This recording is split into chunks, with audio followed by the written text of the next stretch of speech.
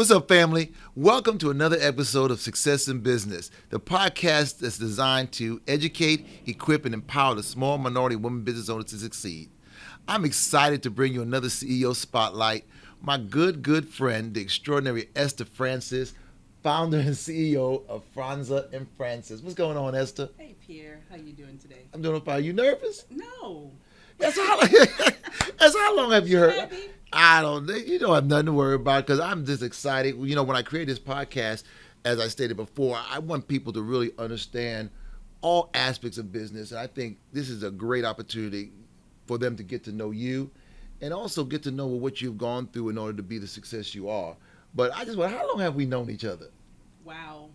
It's been a while. About 25 years? More than that, I think. It's been around. Well, you've seen me grow. I've seen you grow. It's just amazing. So what I want to start is I want to start with the beginning. Okay. What in the world possessed you to even start a construction business? Let's just start from there.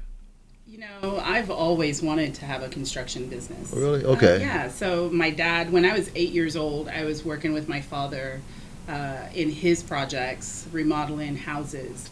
Well, you need to tell family where you're from. This is family here. You tell them where you're from. They need to get to know you. So we're from a small island in the Caribbean called Dominica. Gold medal. Gold medal winner, yes. First gold medal, yay.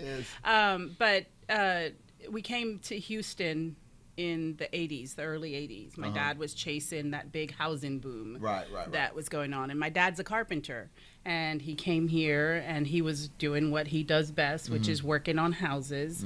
And as someone from the Caribbean, my dad believes in instilling your skill, your trade in your children. Right. And so he had me and my brother and my two sisters on the job with him. So all your hammered nails and did things. Yes. My dad showed us what a straight line looks like. Wow. He showed me how to properly nail a nail with a hammer and how to use a skill saw, which is something that probably today OSHA would be a little concerned about. I was 8 years old. Wow. Yes. Wow. But anyways, from that point, I, knew that at that point that I wanted to, own my own business. Actually, I didn't think I wanted to own the business. I wanted to run my dad's business. Right. At the time. And, but I always knew it was going to be in construction because I loved it. My sisters hated it. I loved every minute of working with my father. So did you go to school and everything? Sure did. I wasn't aware I was going to go to school, but I had a high school counselor who found out that I wasn't going to college and said to me, "Hey, Esther, you're one of the top 5% of the class and you haven't even taken the SAT. What is your college plan?"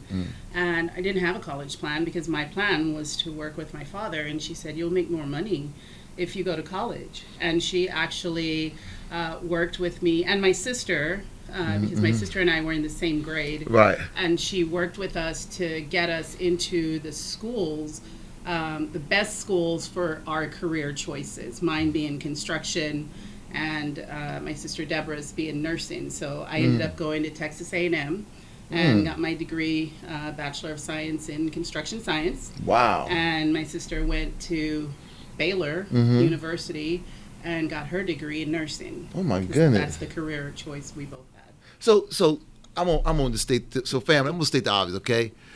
Esther is a female and she's African American. Well, she's black, okay, because she's from Dominica, but she's a black female, Dominica. Dominica. I got to get it right. She's from Dominica.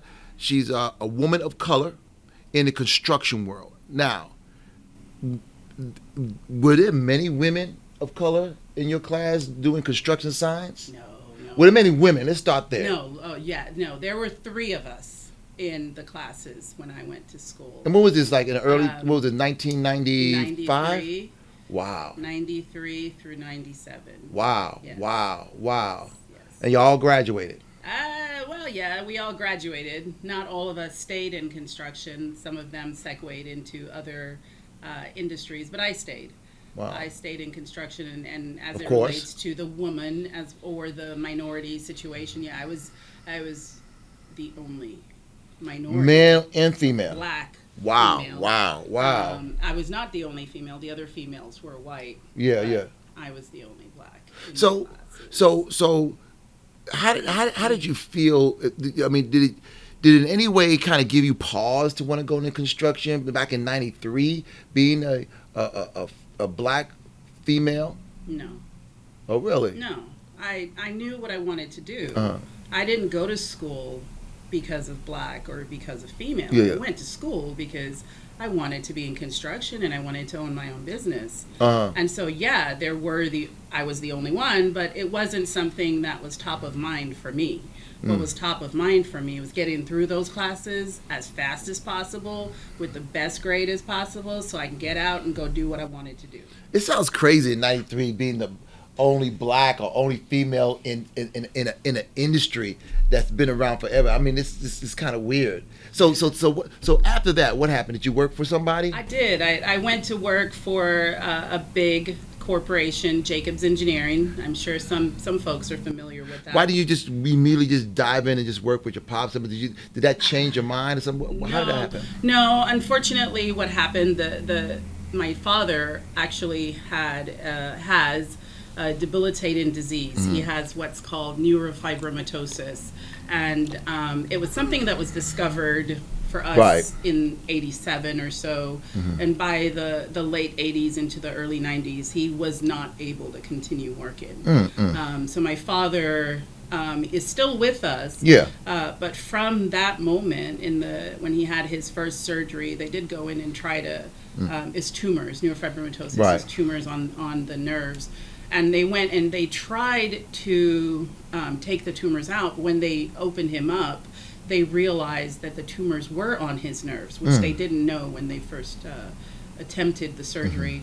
And they couldn't take all of it. And so from that moment on, which is an interesting fact, the doctors have been telling us that my father has months to live. I mean, we didn't anticipate that he would be here today. I met your father. Yet he is still here. I met you. He'd be climbing on roofs, climbing on all kinds of stuff. Oh man, he's climbing the coconut trees. I met him. He said, "Goodwill, goodwill." Trees, sending us stuff, saying, "Hey, here's some more coconut trees." So my dad, to this day, is living his best life in Dominica.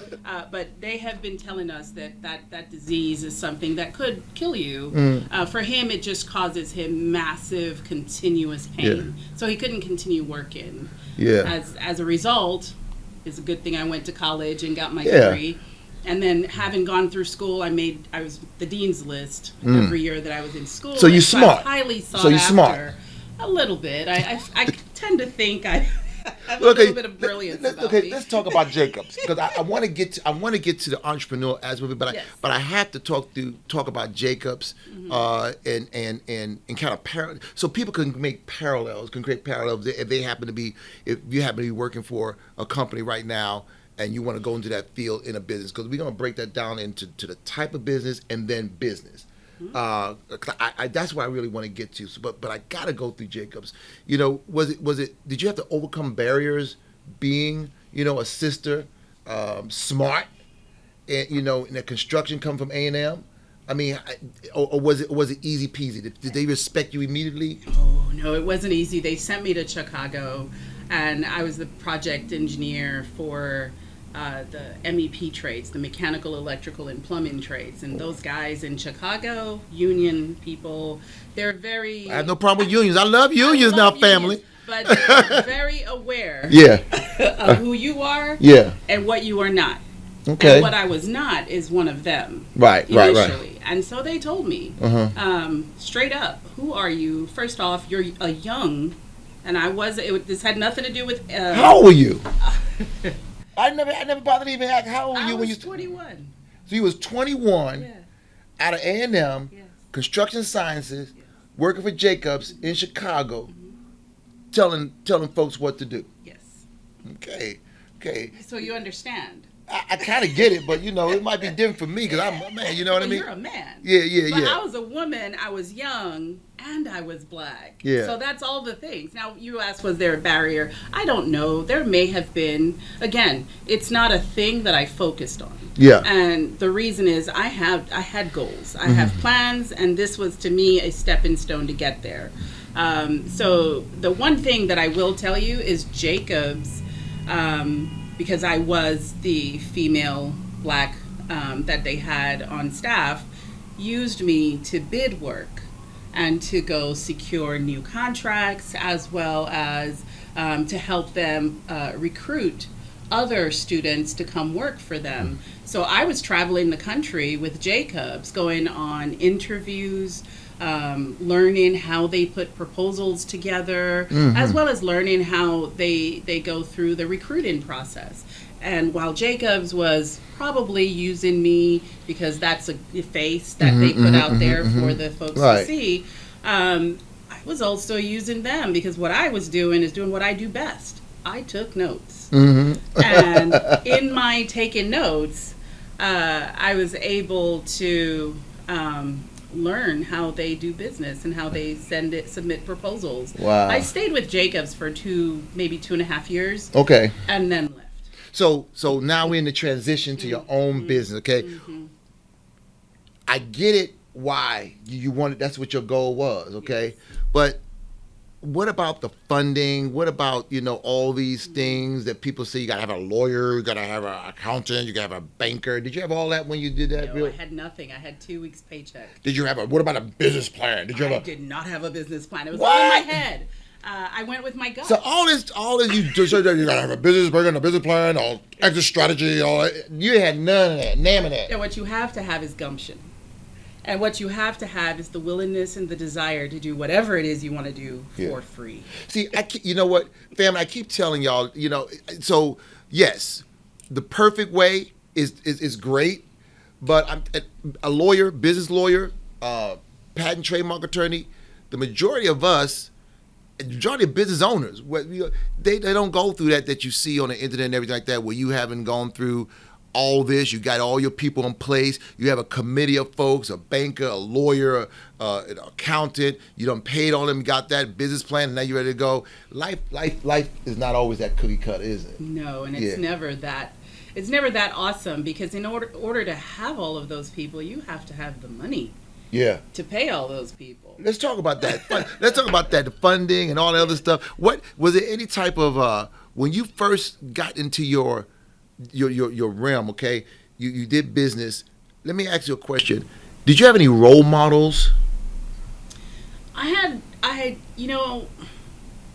had role models, but they weren't the role models that I think I wanted or needed. Yeah. Actually, I have told people over the years that's one of the things that I find myself wishing I had, was someone A, who looked like me, and B, who had sort of the same story that I had, where they started from nothing. Right. And I did have role models. I had a lot of men in the industry who I worked with and absolutely enjoyed working with, and they helped mentor me through some of the incidences of owning a business. But to say have a role model, that's one of the things that I missed, I think, because in Houston, and I cry for this internally, in Houston, the 4th largest city in America, here I am trying to run a business and start a business, actually, and I can't find someone who looks like me doing this in construction. Right. I'm not suggesting that they don't exist in other industries, but in construction, none. I mean, time flies by. I want to get to the meat of this. So family, I want you to understand now where we're shifting to. So you're in a business, you're doing well. See, I know your story. Just a little disclaimer. After I got out of the city, I was her general counsel for a period of time, doing the legal work and stuff of that nature. So I know about the ups and downs. And so, you was really, really successful, doing well, and then you decided to go to the next level, and you joined with somebody. We're not going to even name the name, but what was your desire, and then eventually what happened, and how'd you been? It really collapsed you. You did. So you were doing well. You was able to get bonding. I remember you that's the issue. In another time we're gonna have a show that talks about bonding and talks about the detail. But right now we're gonna talk about you.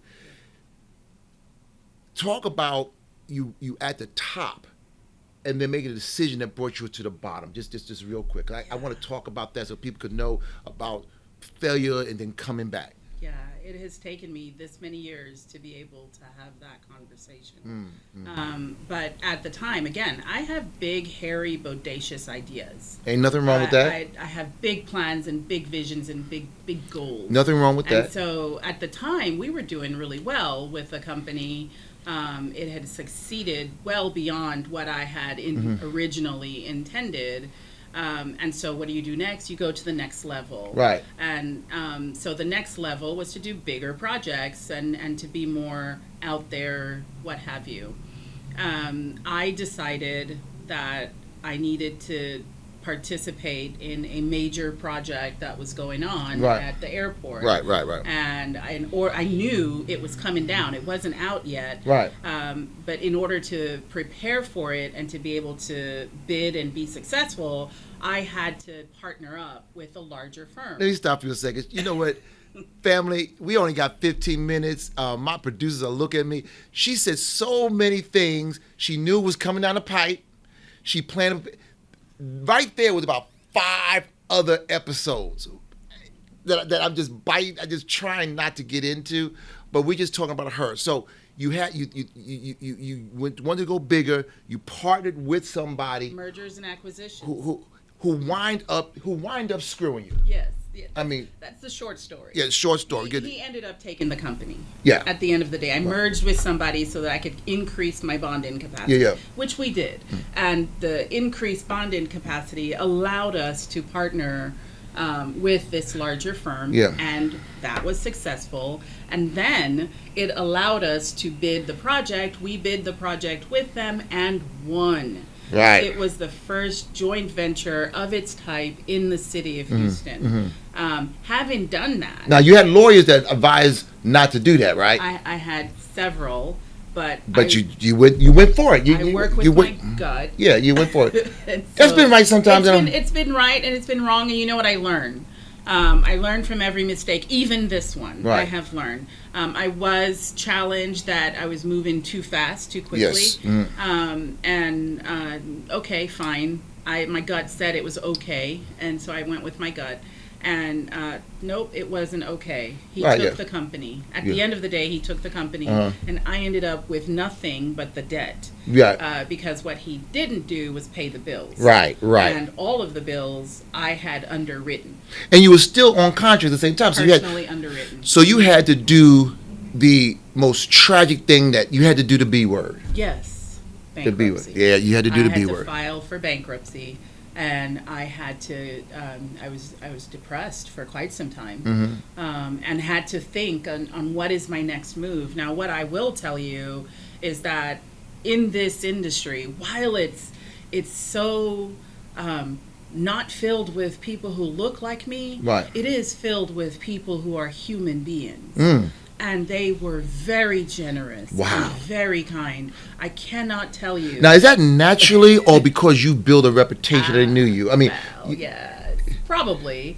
I would hope that it's naturally. But the one thing I will say is people do business with people they like. Yeah. And so you forget I know you. I know. So if you got I know you, so you get I won't be you build a relationship of integrity and everything, and so that's what happened. So now you rock bottom.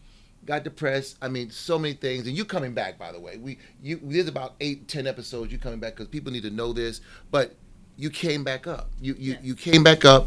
How did you do that? You know what? That support system, that support network supported me. My client said to me, Esther, you are the person we want to do business with. Wow. Your company is not the person we want to do business with. Stop.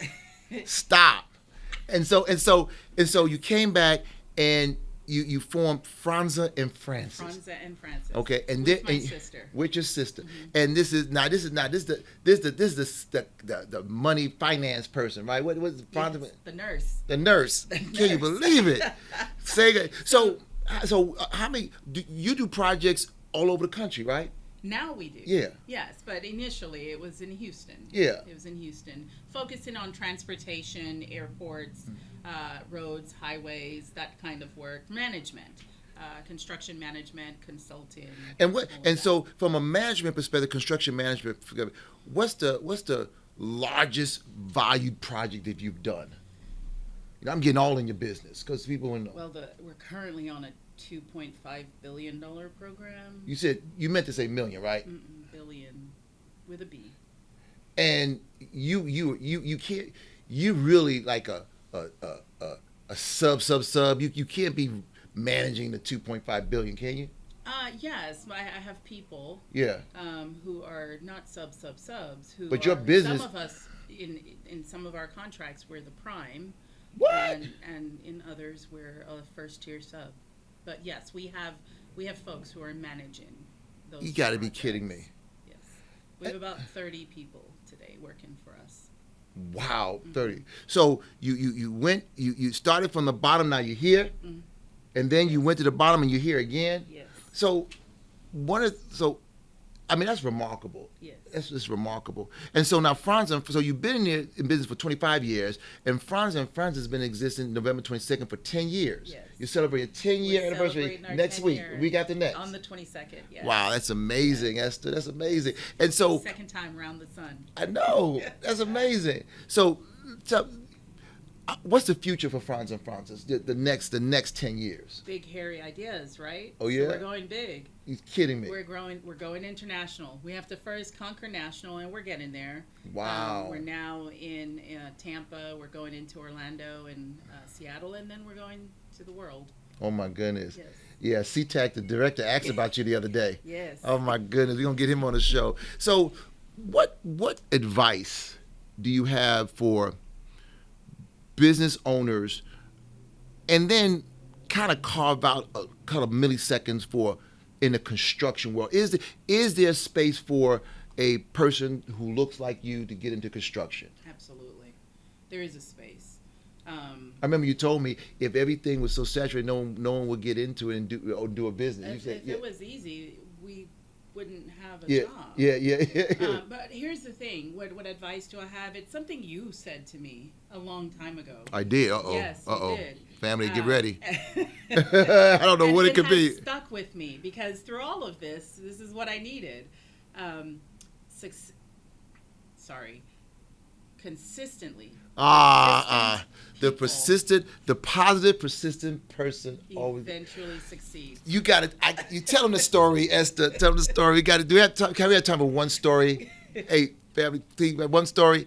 Okay, so let me tell you a story. So I'm gonna start this. So I was actually an employee at the airport, and I was convincing Esther when she first started to kind of bid on this project, right? To kind of bid on it, or it's RFP, so kind of propose. So she says, I never get government contracts. It's so hard, and it costs so much money to put those proposals together. I don't want to waste my time. Esther, come on, because I can't be in my role and tell people to do it, and then no one does it. So she said, okay, Pierre, just because I'm going to put it together. So she put it together, put the team together, and everything of that nature. We did the steps beforehand. We took around because it's a request for proposals. You get to know them. I mean, we did everything, okay, because I'm coaching everyone, okay? We get there. She makes it to the short list, okay? Made the short list. So she comes in interviews and everything like that. I'm in the committee kind of, rowdy for her. I'm a coach. I'm a cheerleader and everything like that. And she didn't get it. So I called her to tell her she didn't get it. So then all of a sudden, Esther said, damn, I told you good. I told you. I said, Esther, relax. You find out why you didn't get it and keep coming back. Keep coming back. Keep coming back. And within a year, you had a project at the airport, a whole chilled water project. How much was that project? I can't remember. I think it was like $11 or $15 million. My goodness. But it was a pretty nice project. We've been at the airport now since 2006. So it's not for the meek, is it? No, it's not for the few faint of heart. It's not. Again, you have to want to do this. This is something that's a passion for me, as you have heard probably. It's a passion for me, and so I will do it. I have done it. In the early days, I did it for free. I did not pay myself. This is something else they tell you. As a Everyone business gets paid owner that except you. Yep. You I should know. pay yourself, but I did not. I know exactly what you mean. Yeah, but today I make sure that I follow some of those rules. I have the lawyer, have the banker, have the insurance person, have the bonding guy, have the accountant, all of those people. But again, you have to pay for them. So to be in business is to be able to pay other people to support your lifestyle, which is being a business owner. You Esther, don't get paid. Esther, we've been out of time 5 minutes ago. Oh my gosh! But family, if there was an audience here, they would be applauding. I want to tell you, Esther Francis, not only am I proud of you, but I'm excited that that you are my CEO spotlight, my very first. And you are just a shining example of what hard work, positivity, and stick-to-itiveness looks like when you talk about success in business. Thank you so much. Congratulations for 25 years, and particularly 10 years of Fronza Francis. And I pray you continue success in your business. Thank you. Thank you, Pierre. Thank you for the opportunity to be here. I know that's right. Thank you so much. Well, family, you have it. Our CEO Spotlight, Esther Francis, President and CEO of Fronza & Francis. Thank you for being here, Success in Business. Make sure you subscribe, Success in Business channel. You can hit us on Twitter and Instagram at Success in Business. TikTok, we got Success Business, as well as Facebook Success in Business. I want to thank you for being here. And once again, I wish you all continued success in business. Thank you.